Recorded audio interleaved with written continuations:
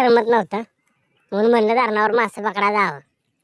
काढली गाडी, निघालो धरणावर. आलो धरणाच्या पार पायथ्याला आलो. हळूहळू रस्ता चढत होतो वर आल्यानंतर धरण बघा कसे आमचं वातावरण, आज पावसाचं वातावरण होतं कारण दिवसभर आज गरम होत होतं लय.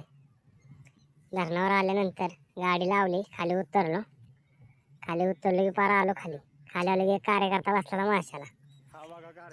त्याला काय आज मासे पकडून द्यायचं नव्हतं म्हणून आता इथून पुढे बघा त्याची कशी गंमत करते.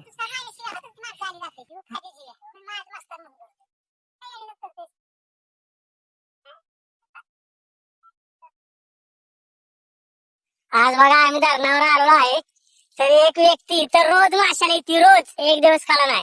त्याला मासे काय गावून द्यायचं नाही, ते असे पाण्यात दगडी आणा त्याच्या पुढे मासे काय गावणार.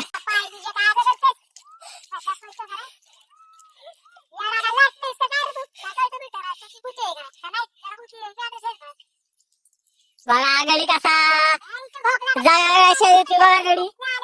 गडी कुठलं आदिवासी गडी आहे. गडी गडी कसा कसा शेळ टाकतोय. शेळ आपल्या शेळ बघा शेळ येते गडी कसल्या वागाल आपल्याशिवाय ऐकवणार म्हणून पाण्यात